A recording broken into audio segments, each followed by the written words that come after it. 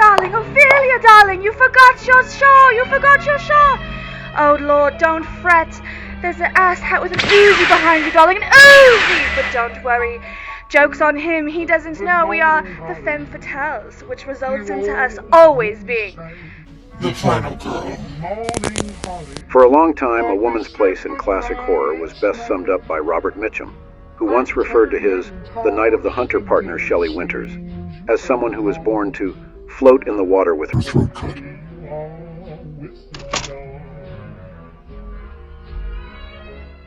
Oh my god, hello my Femme Fatales and my final girls. I'm sure you can guess what the video is about today. It's going to have a lot to do with the evolution and, you know, how we got from Femme Fatale to final girl. So let's go down the seductive but empowering, but also villainous, but also, you know, rabbit hole. Today we're going to be exploring the topic that has been evolving throughout the years, the portrayal of women in horror films. From the damsel in distress to the seductive femme fatale, we've seen it all, truly. But what's honestly so interesting is the transformation of these characters over time and how they become a reflection of societal attitudes towards women. Throughout the existence of the genre, all kinds of terrible things happened to women. Fang monsters climbed through their windows trying to abduct them. They were constantly dragged through the dungeons in their silky undergarments. Oversized gorillas carried them onto the very tops of phallic skyscrapers. They would gradually lose their clothes along their misfortunes, mumbling instead of having proper dialogue. We will delve into the world of final girls who have become a staple of the genre and the femme fatales who have been intriguing audiences with their seductive charm since the dawn of time. For decades, women in horror have been related to stereotypes: the virgin, the vixen, the victim. But with the rise of feminist movements and changing attitudes towards women, we've seen a shift in the way female characters are portrayed. Today, we have complex, multi-dimensional characters that are more relatable and realistic. They're coming to get you, Barbara. You're afraid, aren't you? You don't believe in God, and yet you're afraid to die. An article called Horror Genre Has Relied on Female Sexuality, written by Ava Salzman. Horror was one of the first genres to write women as its main characters, though it wasn't until later that they were written as heroes or even the villains. Because the genre delves into subjects surrounding power, gender, and sexuality more than most genres, horror subject matter has given female characters the space to develop into complex, well-written figures. Though early horror may have starred women, they usually played the victim. In earlier horror films like Phantom of the Opera 1925, women were still written as damsels in distress, while female characters in the slasher subgenre, which emerged in the 1970s, served as an outlet for borderline torture porn.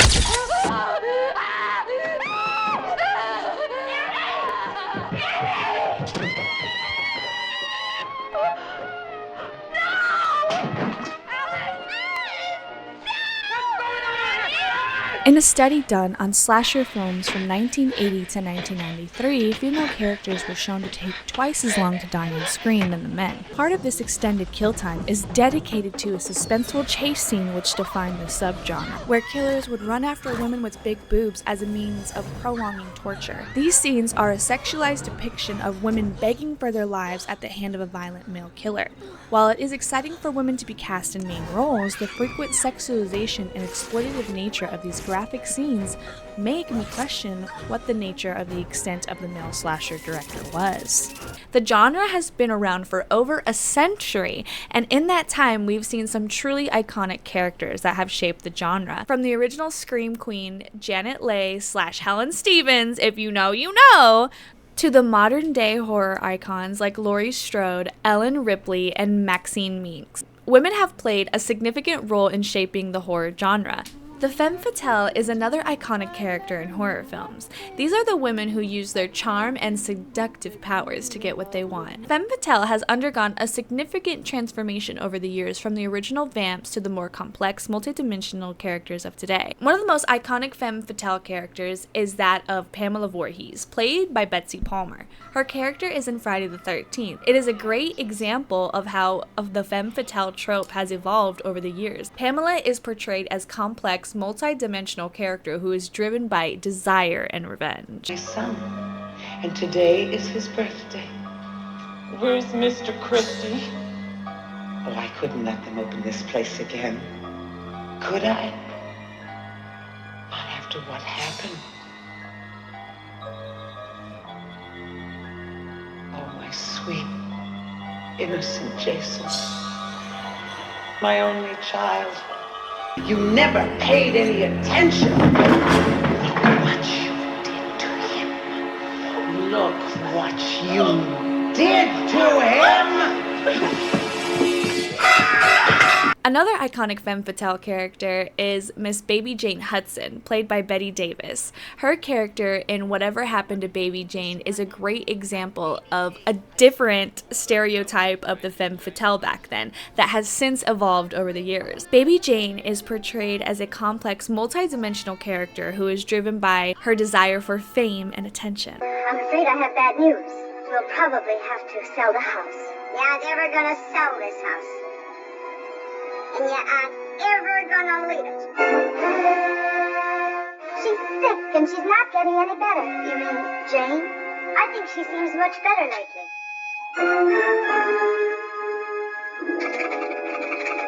I was cleaning the cage. The bird got out.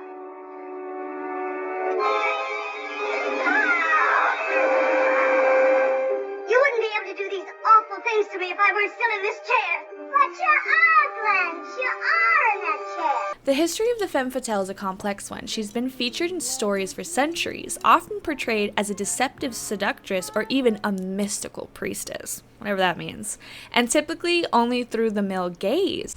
A little more chiffon, baby. I do not understand. Oh, you know what I mean. A little more your stocking. Like these? Sure, I like 'em. Who wouldn't?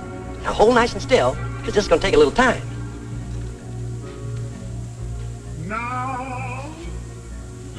Well, if you're gonna shoot, shoot. Right away, Johnny. I was just trying to get the focus. Only recently has there been the female re-adaptation of the femme fatale archetype in cinema. Now, not only is she not overly sexualized and doesn't have the dialogue of just, No, I'm just gonna take your money and that's it. I don't have a heart. I have dollars where my heart is. you know, dialogue to the bad and evil persona, but a passionate woman whose anger is fueled by the sordid history of women being routinely dismissed and not heard or respected. I mean, the list can go on with that one. You know what I mean? Let's be realistic. The femme fatale is French for fatal woman, and otherwise is known as seductress, man-eater, or just a straight-up vamp. She is usually depicted as a seductive woman who woos the male protagonist into a dangerous trap for her own benefit. Big man in town. 3 floors of mahogany in the Monarch Building. Big insurance agent. Sells policies on bridges and aqueducts and stuff. Who ever heard of anything happening to a bridge? So the policies never went back to New York. They're just pieces of paper my benefactor's been collecting premiums on for years. I cut me a slice of last year's premiums. And the money isn't marked. We can spend it. You said it, Tiger. Let's have that drink. Wait, Danny. We'll make it a toast. I'll get some glasses. They're right there on the sink.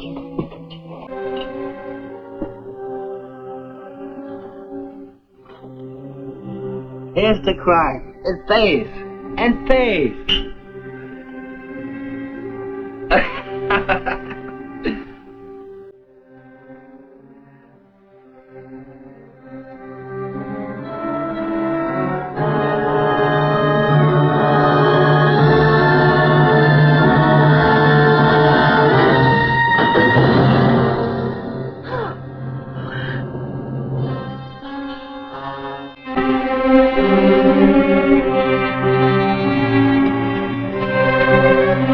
In Greek mythology, Diana, or Artemis, is the goddess of the moon and hunt, her sister of Apollo. She punishes men for their greed.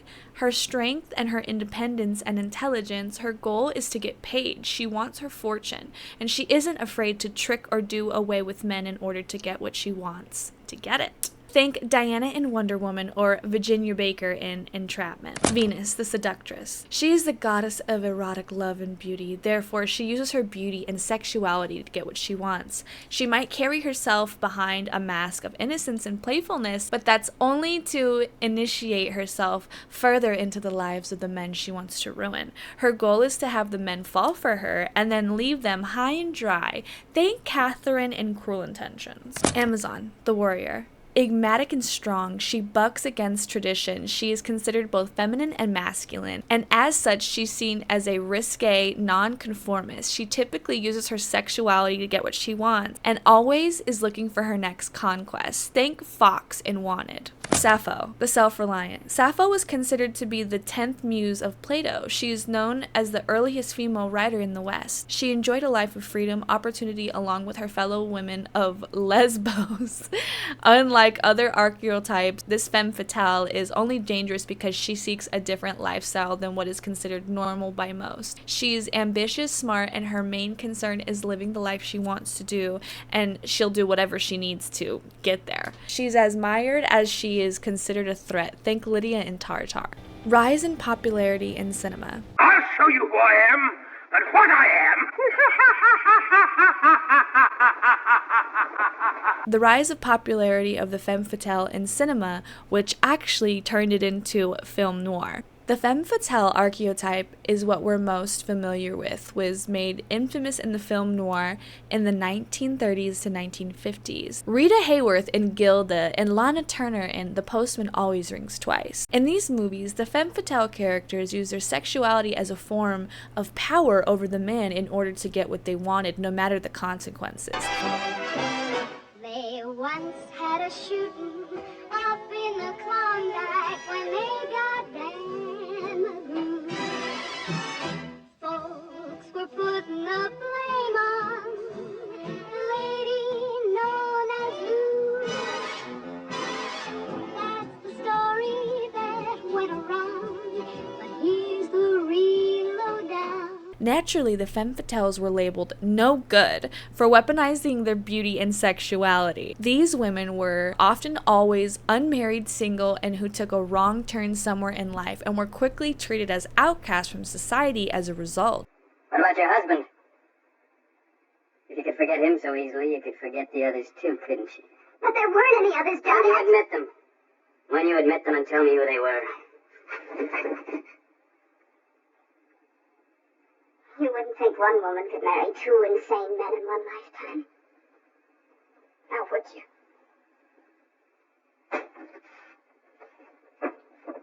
Back then, the only way a femme fatale could be redeemed is for her willy ways, as if she was claimed innocence or loyalty to a male protagonist who professed his true love for her. I want to go with you, Gilda. Please take me. I know I did everything wrong. Isn't it wonderful? Nobody has to apologize. Because we were both such stinkers, weren't we? Or she was promptly destroyed by jail time or her own death. When we get home, Frank, then there'll be kisses. Kisses with dreams in them. Kisses that come from life, not death.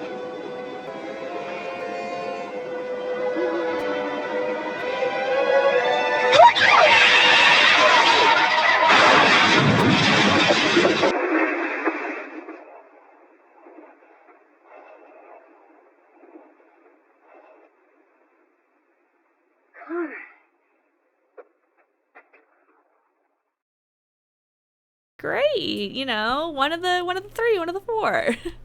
Many people at this time feared the strength that these alluring women promise. Thus, the intention of the femme fatale archetype in early Hollywood was to send a message to the masses.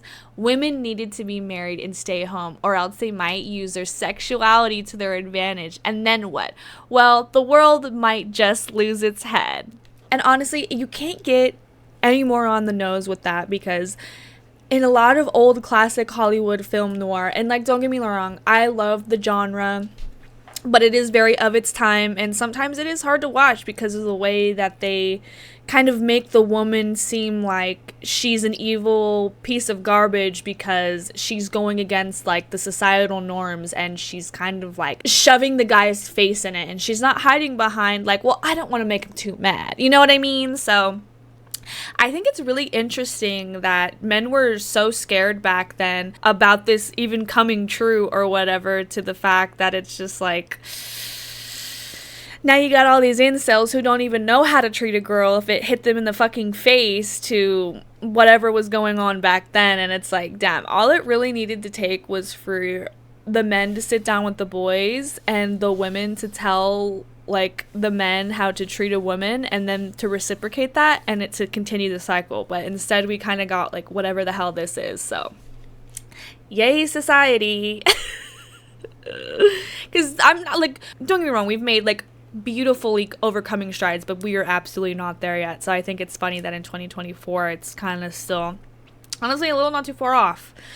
Oof, a little couple things have changed, so oof, yeah. Despite her classic origins, the femme fatale has evolved through the ages. As women gain more independence and autonomy, her ability to act on her own behalf increases, and she is less beholden to the whims of a man. With expecting definitions of a sexual and gender identity, she no longer targets only men. Anyone she can use to her advantage is fair game, and the threat she poses is just as palpable.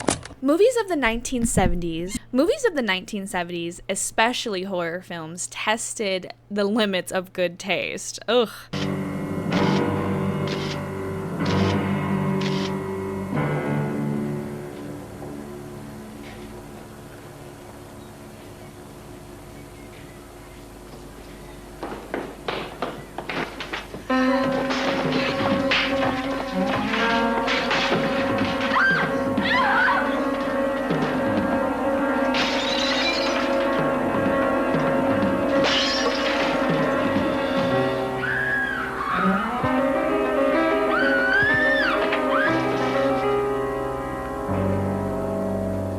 Tried it. We never did get to court. Philip Lawver pleaded guilty to assault, so they threw out the charge, but even though I lost, it was worth it to get it all out in the open. Phil left school after Thanksgiving. Someone said he went crazy and they put him away, but Steve and I don't think that's what happened. Somebody else said his folks sent him to a boarding school in New Hampshire. That's probably where he is. After it was all over, I asked Jessica, how come the law protects the rapist and not the victim? And she said, because the system is wrong.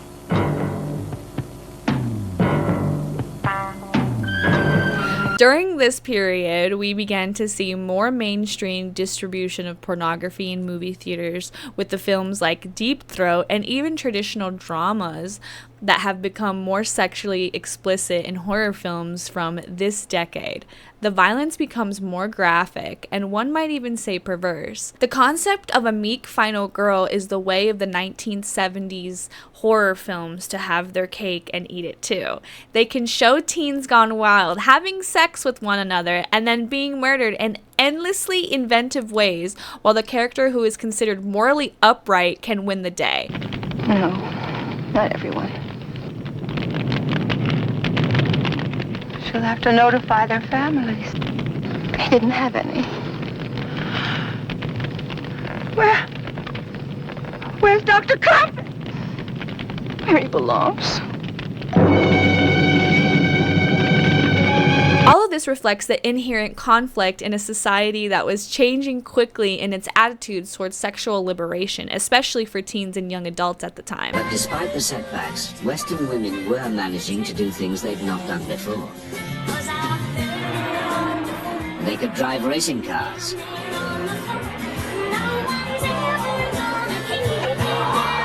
Play baseball. It just felt so good to play.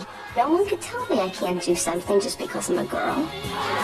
In the professions, they were a tiny minority. In business, they complained of a glass ceiling. But in theory, there were now no limits. First American woman to venture into space will be Dr. Sally K. Rye. She Shirley Chisholm becomes the first black woman nominated for president.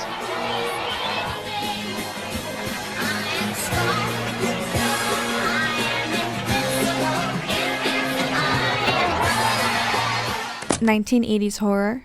The 1970s and 1980s saw a surge in popularity of slasher films, which often featured female protagonists. These films, though often criticized for their portrayal of women, did help to pave the way for more complex characters. So, has to be balanced somewhere. Fast forward in just a few years and things start to change drastically. The virginal final girl has become the old hat, and the expected conversation that audiences are trained to have at this point to look for whenever they see a horror film with a female protagonist immediately changed. Mary Catherine Stewart in The Night of the Comet is an interesting subversion of the trope. Her survival actually hinges on the fact that she has at the beginning of the film when the comet passes close to Earth, turning its inhabitants into either piles of dust or rapidly decaying zombies. Only those encased in some sort of metal bunker are able to avoid its deliberating effects. That night, Reggie spends the night with her boyfriend, a protectionist at a local movie theater whose booth is lined in steel as the fire prevention measure saves her life. Which brings you to the 1990s. The 1990s saw the resurgence of the interest in horror, with films like Scream, I Know What You Did Last Summer, which feature female characters that were more than just victims in the decade of full cynicism, irony, in pop culture. The 90s, and Wes Craven's Scream in particular, saw its horror protagonist doing something incredibly novel for the genre, acting as though they'd actually seen a scary movie before. The iconic opening sequence of Scream signals that these characters know all the tropes of the genre, with the ill-fated Drew Barrymore taking Ghostface's horror movie quiz over the phone. Come on, it'll be fun. It's an easy category. Movie trivia. Or even give you a warm-up question. Don't do this, I can't. Name the killer in Halloween. No. Come on, it's your favorite scary movie, remember? He had a white mask, he stalked the babysitters. No. Come on, yes you do. Please. What's his name? Steve's counting on you. Michael. Yes! Very good. Now for the real question. No! But you're doing so well. We can't stop now. Stop, leave us alone. Then answer the question. Same category. Oh, please stop. Name the killer in Friday the 13th. Jason! I'm sorry. That's the wrong answer. No, it's not. It was Jason. Afraid not? No way. Listen, it was Jason. I saw that movie 20 goddamn times. Then you should know Jason's mother, Mrs. Voorhees, was the original killer. Jason didn't show up until the sequel. I'm afraid that was a wrong answer. Lucky for you, there's a bonus round. But poor Steve, I'm afraid he's out.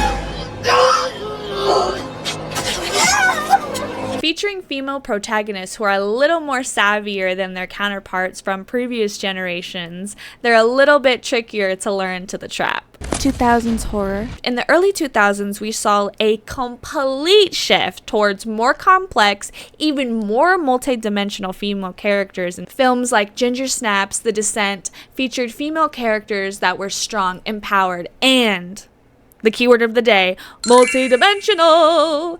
This trend has continued to the present day, with films like Get Out, A Quiet Place, and also as recently as The Substance, which features complex female characters that are more than just victims or love interests. There's, There's a whole set of situation going on there. Final girls. Now, let's dive deeper into the final girls. The whole concept of a final girl in its core comes down to disregarding everything you know and recognizing life as the highest value, to stubbornly holding on to your own right to it, thus turning a fight against a leather-wearing madman from an unfortunate nuisance into an epic battle of good versus evil. The writer's unexpected resourcefulness in depicting the various ways a woman can use to kill a madman if give chase with an axe long enough has led yet to another curious effect. The conventional power dynamic of the gender forces in the horror genre has the inevitability to be cracked at the seams and appears to have finally exhausted its potential. Men in horror are no longer the exclusive bearers of aggression,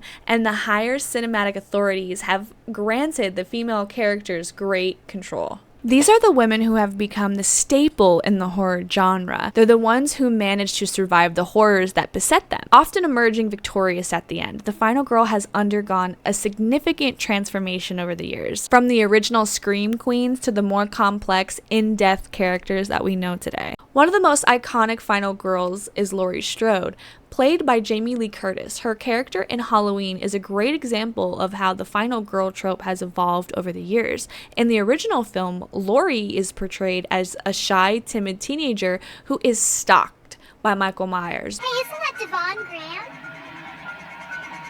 I don't think so. I think he's cute. And here come this ratchet ass bitch, Shay Mac Brace's face. Hall, why is you here? Hey, jerk! Speed kills!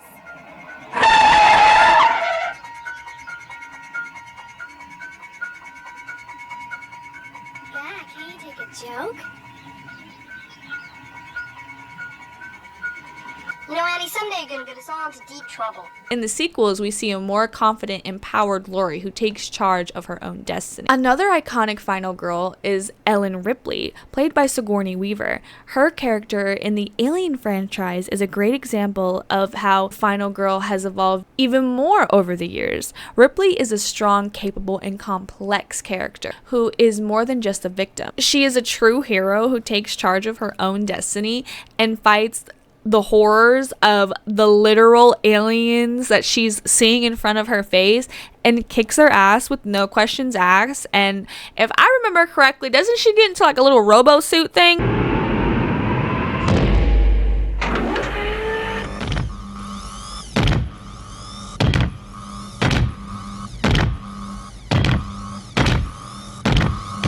Get away from her, you bitch!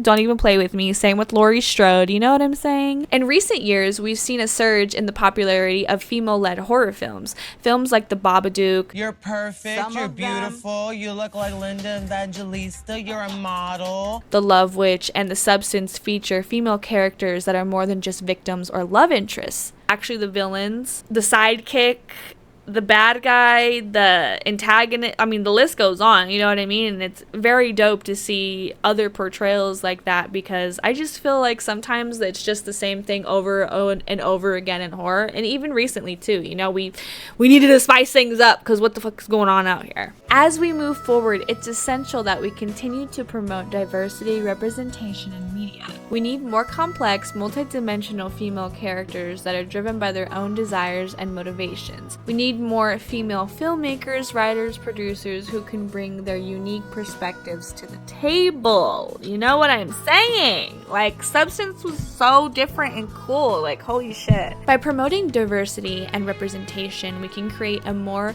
inclusive and eye-opening society. Thanks for watching, all my Femme Fatales and my final girls. I hope you enjoyed this one. Let me know your thoughts and comments, especially anything I missed. Also, who is your favorite final girl or femme fatale from any type of cinema? I'm talking 1940s to now. Like, give me the deets, I want to know. You know what I mean? I need to know. Love you, babies. Mwah!